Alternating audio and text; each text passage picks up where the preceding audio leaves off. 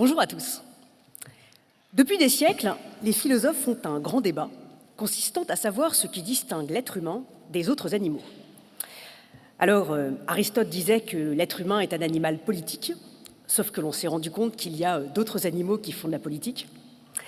Marcel Mauss disait que l'être humain est un animal cuisinier, sauf que l'on s'est rendu compte qu'il y a d'autres animaux qui font de la cuisine.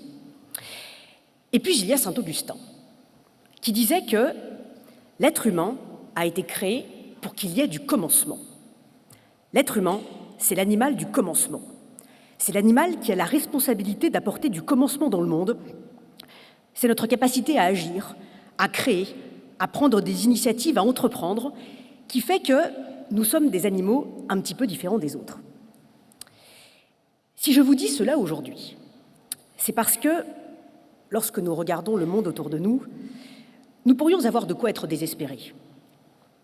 Nous sommes emprisonnés dans de nombreuses injonctions contradictoires et il est tentant de sombrer dans le défaitisme. D'ailleurs, sans nous en rendre compte, nous tenons à l'égard de la jeunesse, des jeunes générations, le discours de l'apocalypse. Nous parlons sans cesse de la fin du travail, avec l'intelligence artificielle, de la fin de l'humanité, avec le transhumanisme, de la fin du monde, avec la crise écologique. Or, lorsque nous parlons aux jeunes générations avec le discours de l'apocalypse, c'est comme si nous leur volions leur humanité.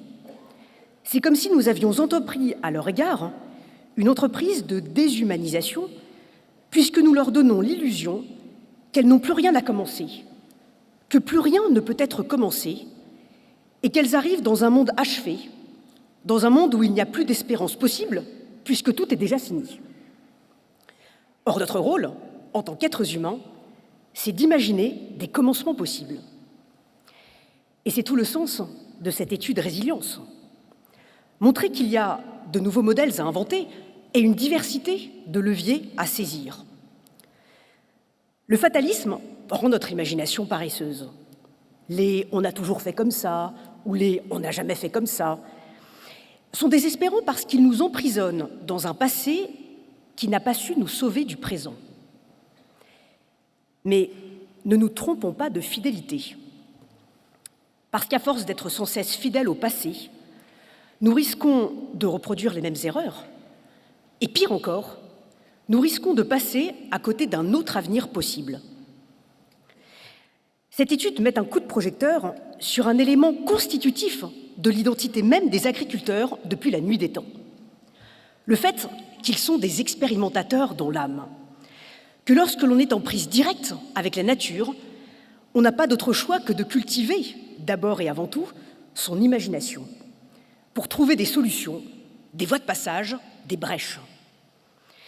C'est peut-être pour cela aussi que la philosophe Hannah Arendt écrivait que le métier d'agriculteur n'est pas seulement le plus ancien métier du monde, mais que c'est aussi le plus sacré. Alors je pourrais poursuivre mon propos en vous citant Spinoza ou Montaigne, mais il me semble beaucoup plus intéressant de vous rapporter un propos qui m'a été tenu par un agriculteur lors du Salon de l'agriculture cette année. Je le cite, « Ce sont les corporatismes qui tueront l'agriculture. L'agriculture connaît 1000 adversités, mais aucune adversité, aucun ennemi n'est aussi puissant, aussi redoutable que celui qui est à l'intérieur. D'ailleurs, en règle générale dans la vie, l'ennemi est toujours à l'intérieur.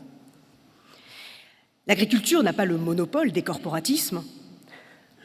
Je vous l'accorde, ils existent partout, dans tous les secteurs.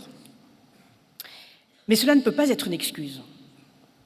Pour qu'il y ait une véritable résilience du monde agricole, il va falloir imaginer des partenariats inédits, des alliances a priori incongrues, des mariages peut-être improbables, des hybridations nouvelles, comme je les appelle, y compris entre concurrents, y compris entre acteurs n'ayant a priori pas grand-chose à voir ensemble, y compris entre secteurs a priori très éloignés, et par-delà les frontières absurdes et artificielles que nous aimons tant ériger entre nous. Aristote écrivait que le rôle du politique, c'est de créer l'amitié entre les membres de la cité. Cela peut sembler un peu tarte à la crème comme définition, mais il est toujours bon de le rappeler, surtout dans la période actuelle où l'on pourrait prêter 1000 rôles aux politiques. Rien ne pourra être fait ni engagé s'il n'y a pas d'abord une amitié rendant possible l'envie d'un projet commun. Mais là où je me permets cependant d'être en désaccord avec Aristote, c'est qu'il me semble que chacun d'entre nous a la responsabilité de créer cette amitié. Y a-t-il une amitié possible dans le monde agricole?